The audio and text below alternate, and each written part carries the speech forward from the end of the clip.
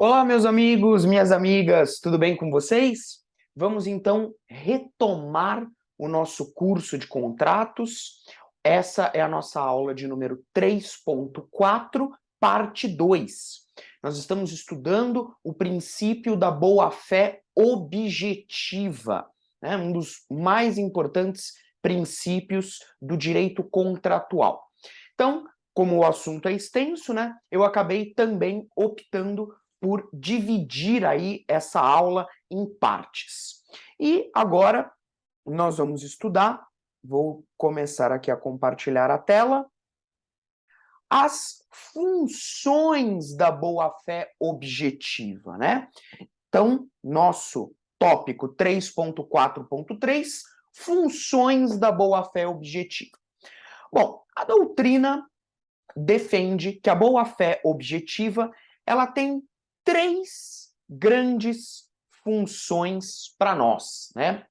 Três grandes funções dentro do estudo do direito contratual. A primeira função da boa-fé objetiva é a chamada função interpretativa, que o próprio nome já nos ajuda a entender exatamente do que essa função trata, né? Função interpretativa. Significa que a boa-fé objetiva, ela é utilizada como um vetor, como um instrumento de interpretação dos negócios, dos contratos. Então, quando um determinado operador do direito precisa interpretar um negócio jurídico, especificamente que estamos falando, um contrato, né, ele deve utilizar a boa-fé objetiva como um parâmetro, como um instrumento de interpretação, tá, para que ele consiga dar àquele contrato a interpretação mais favorável ao sujeito que estiver de boa fé. Então, essa é a função interpretativa, ok? Ela é extraída do artigo 113 do Código Civil, um artigo que está lá na parte geral do Código, tá? O artigo 113, caput, né? Determina que os negócios jurídicos devem ser interpretados conforme a boa-fé. Então, aqui a função, né, da boa-fé objetiva é no sentido de fazer com que ela atue como instrumento para auxiliar o operador do direito a interpretar o contrato, o negócio jurídico, da forma mais favorável àquela parte que esteja de boa fé. Tudo bem? Então, essa é a função interpretativa. A segunda função é a chamada função de controle da boa-fé objetiva. Função de controle. O que é essa função de controle, né? Essa função é extraída do artigo 187 do Código e é a função segundo a qual apregoa que aquele que viola a boa-fé objetiva, aquele que desrespeita a boa-fé objetiva, incorre, ou seja, pratica abuso de direito. Abuso de direito. Ato ilícito, ensejando responsabilidade civil. Então, quem viola a boa-fé objetiva pratica, em última análise, um ato ilícito e, portanto, sofrerá responsabilidade civil.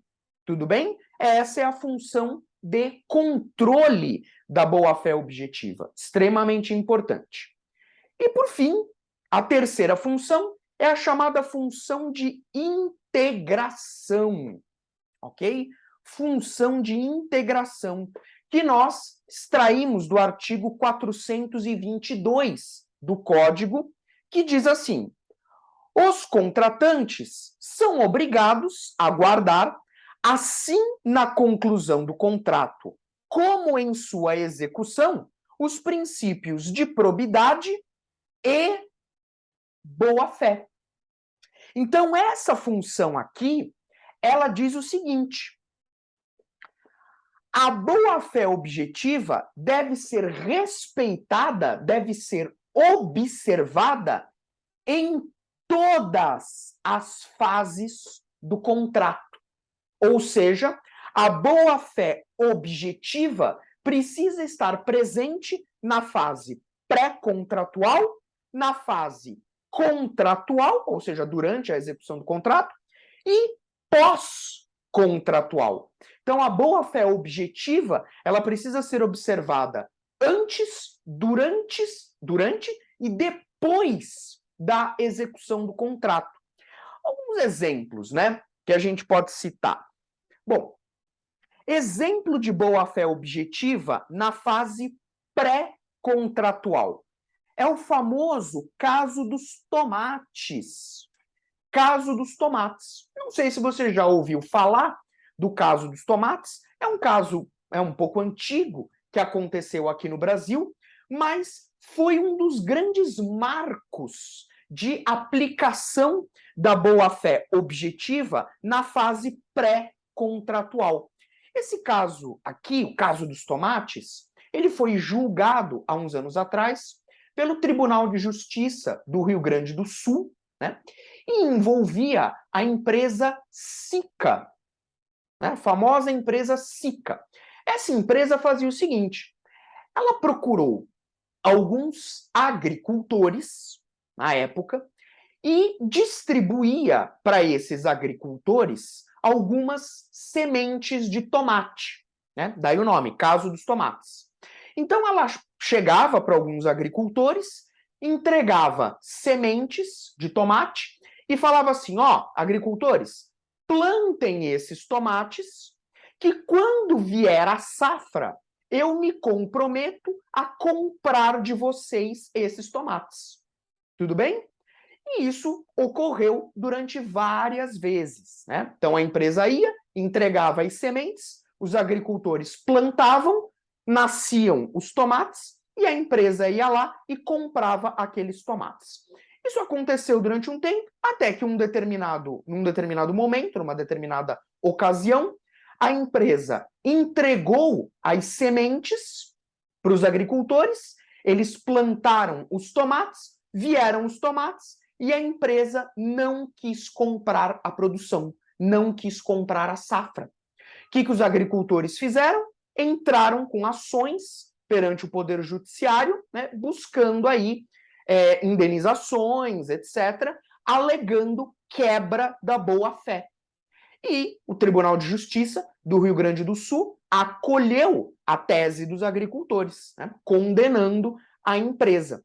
Isso é um exemplo de boa-fé objetiva na fase pré-contratual, porque a empresa se comprometia, né, a, no futuro, celebrar o contrato para comprar os tomates dos agricultores. E aí, quando ela deixou de fazer isso, ela quebrou a boa-fé objetiva, porque ela entregou as sementes e depois não quis comprar a safra, né? Então, eles alegaram quebra da boa-fé e essa tese foi acolhida pelo Poder Judiciário. Foi um caso aí muito emblemático.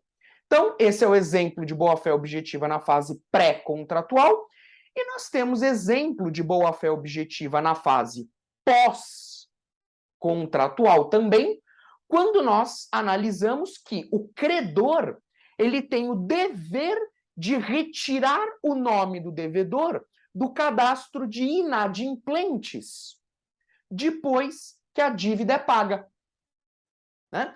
Então, é um exemplo também muito ilustrativo de boa-fé objetiva, agora na fase pós-contratual. Então, havia uma dívida, né, que precisava ser paga, o devedor não pagou essa dívida, o nome dele foi inscrito em cadastro de inadimplentes, aí o devedor vai, paga a dívida, quita as suas obrigações, então o credor ele tem o dever de retirar, de providenciar a retirada do nome do devedor desse cadastro de inadimplentes, uma vez que a dívida foi quitada, uma vez que a dívida foi adimplida. Tá bom? Então, essa função nos mostra, portanto, que a boa-fé tem que estar presente na fase pré-contratual, na fase contratual, por óbvio, né, durante toda a execução do contrato, e até mesmo na fase pós-contratual. Tudo bem? Essas são as funções da boa-fé objetiva. Saliento a importância dessa última função que nós acabamos de estudar, uma função que cai muito em prova, tá? Muito atenção com este ponto aqui, tá bom? E, meus amigos, eu já deixo o próximo tópico enunciado, que vai ser o tópico relativo aos conceitos parcelares da boa-fé objetiva. Nesse tópico, nós vamos trabalhar vários conceitos que estão interligados ou que estão conectados, de certa forma, com a boa-fé objetiva. Aqui de cara você já vê que os primeiros que nós vamos trabalhar são os conceitos de suprécio e surrécio, que a gente vai analisar no próximo vídeo, tá bom? Vou parando aqui o compartilhamento de tela e agradeço a você pela atenção e pelo carinho, tá bom? Forte abraço, até a próxima.